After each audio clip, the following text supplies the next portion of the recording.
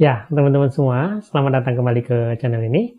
Teman-teman, hari ini kita mau bicara sedikit hal dasar tentang bagaimana seorang narsistik itu menunjukkan kemegahannya kepada orang lain. Jadi kita tahu ya, salah satu ciri dari seorang narsistik itu kan adalah grandiosity. Artinya dia merasa diri dia itu lebih megah daripada orang lain, berada di atas orang lain. Tetapi memang terkadang seorang narsistik itu tidak selalu menampakkan kemegahannya di depan orang lain, karena dia harus memilih-milih orang juga. Ya, biasanya sih mereka akan mulai menunjukkan itu kepada orang-orang terdekat atau orang-orang yang mulai mendekat kepada dia. Ya, seorang narsistik itu tidak bisa selamanya berpura-pura tidak menunjukkan kemegahannya dia. Jadi, dia pasti akan pada saatnya itu akan berusaha menunjukkan bahwa dia itu lebih megah daripada orang lain. Tetapi ini kadang-kadang dilakukan secara terselubung.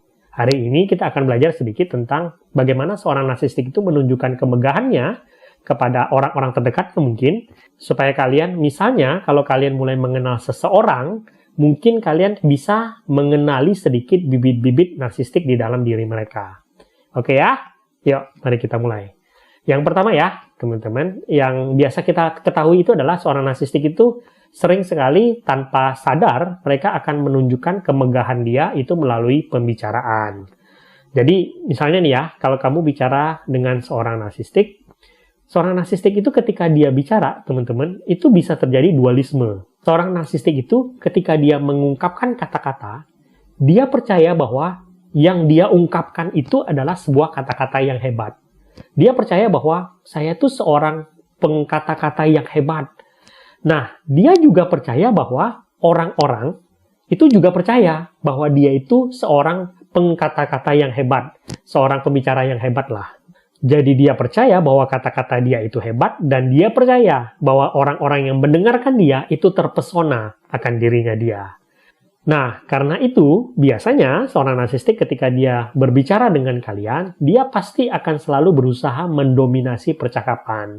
Karena dia percaya gitu ya, bahwa dia hebat. Dan biasanya, dalam setiap pembicaraan kalian, dia itu akan selalu berusaha mengalihkan topik yang pada akhirnya membicarakan tentang diri mereka sendiri.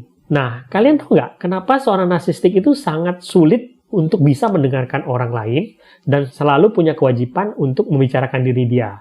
Karena ketika dia merasa bahwa kalian itu berada di bawah dia, artinya dia merasa bahwa kalian tuh nggak penting.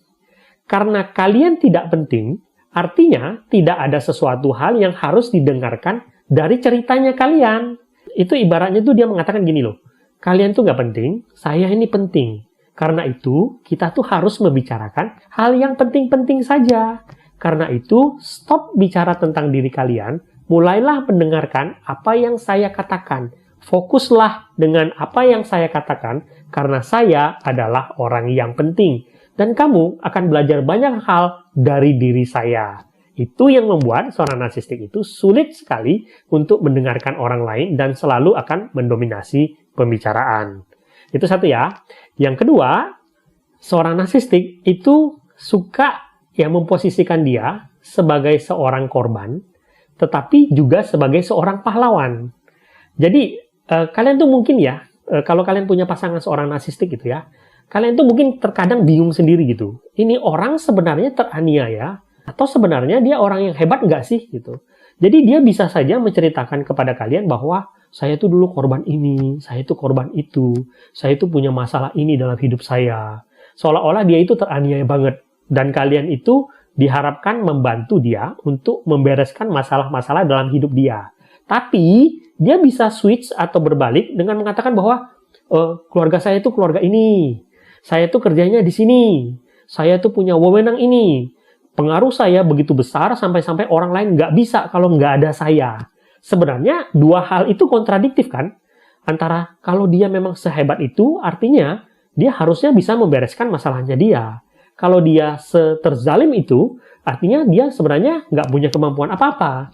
Tetapi bagi seorang narsistik, itu tuh sebuah hal yang dia tidak sanggup untuk tidak dia katakan. Jadi sebenarnya itu terkadang bisa membuka kedok dia sendiri. Jadi dia berusaha menarik simpati korbannya dengan mengatakan bahwa dia itu adalah korban. Tapi ya dia tidak tahan untuk tidak mendelegasikan kemegahan dia melalui kisah-kisah omong kosong yang dia besar-besarkan tentang dirinya dia. Terkadang teman-teman, kalian bisa menilai seseorang itu pembohong atau tidak dari kontradiktif yang seperti ini. Yang ketiga, seorang narsistik itu juga bisa menampilkan keinginan dia untuk bermegah itu melalui fokus-fokus orang kepada dia. Jadi gini, kita udah tahu seorang narsistik itu berfokus kepada diri dia. Semua tentang dirinya dia. Dia tidak peduli pada orang lain. Tapi, dia menuntut orang lain berfokus kepada dia.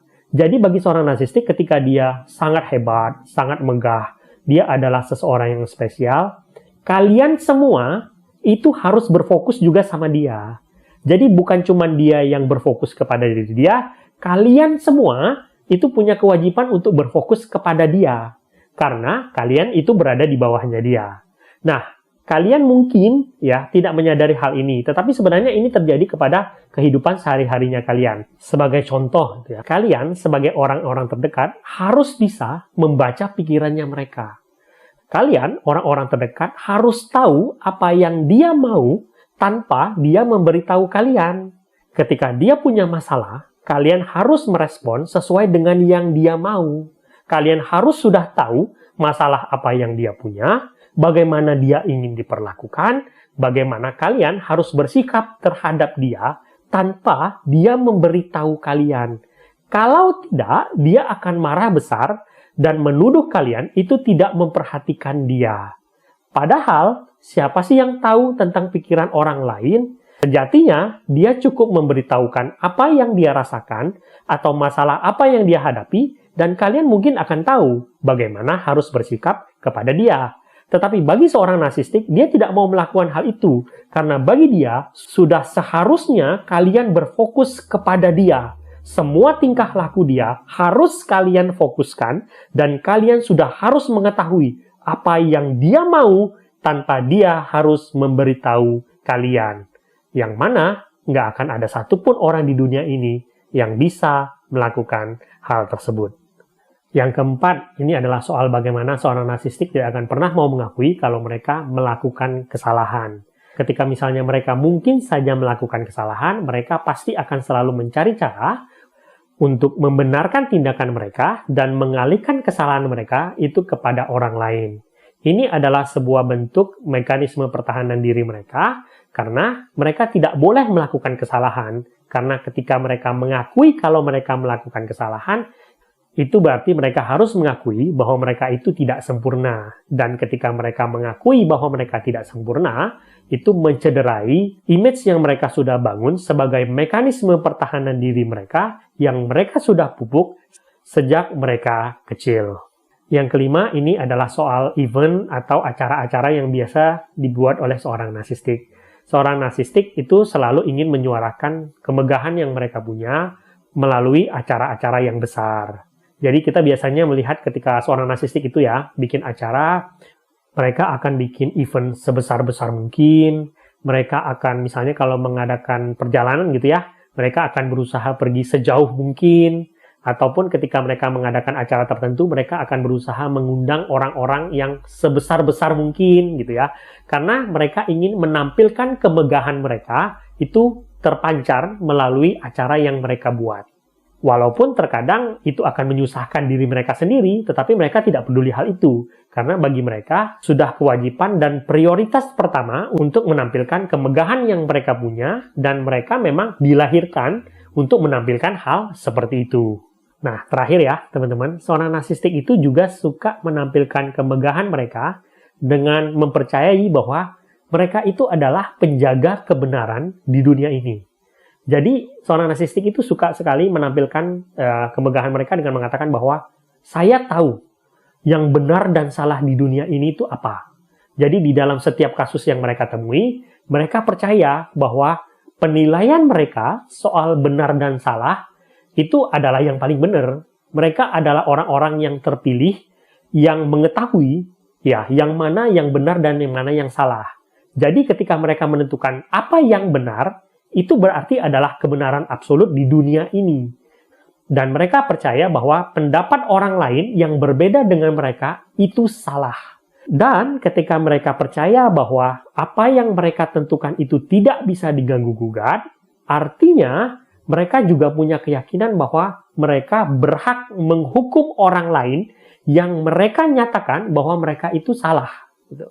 Jadi mungkin kalau kalian hidup dengan seorang narsistik, ya ketika mereka membahas sebuah kasus gitu ya, mereka tidak peduli dengan pendapat orang lain atau tidak akan mau mendengarkan pendapat orang lain dari sudut yang berbeda soal sesuatu itu benar atau salah. Bagi mereka, pendapat mereka itu adalah sebuah kebenaran. Dan apa yang mereka putuskan bagi orang yang melakukan kesalahan tersebut, itu juga sebuah kebenaran. Nah, sedikit ya teman-teman sebagai penutup, kemegahan si narsistik ini juga terkadang bisa mengakibatkan kerugian bagi si narsistik itu sendiri. Karena mereka terlalu percaya bahwa mereka itu adalah seorang yang megah, terkadang mereka juga bisa dimanipulasi oleh kemegahan mereka itu sendiri. Misalkan, karena mereka percaya bahwa mereka itu harus memiliki yang terbaik gitu ya, mereka cenderung bisa membeli barang-barang yang sebenarnya mereka tidak butuhkan. Ketika misalnya orang menawarkan mobil yang lebih mewah, rumah yang lebih besar, ataupun hal-hal lain yang sebenarnya tidak mereka butuhkan, mereka cenderung mungkin akan mengambil hal tersebut walaupun itu menyusahkan keuangan mereka sendiri. Karena mereka percaya bahwa mereka harus bermegah diri dan mereka pantas untuk bermegah diri dan harus menampilkan kemegahan mereka. Selain itu misalnya kadang-kadang mereka juga kesulitan karena terlalu percaya diri akan dirinya mereka. Mereka itu mengambil resiko-resiko yang sebenarnya sangat besar di dalam kehidupan mereka. Misalkan percaya bahwa tubuh mereka itu sangat fit, mereka berani melakukan hal-hal yang merugikan kesehatannya mereka.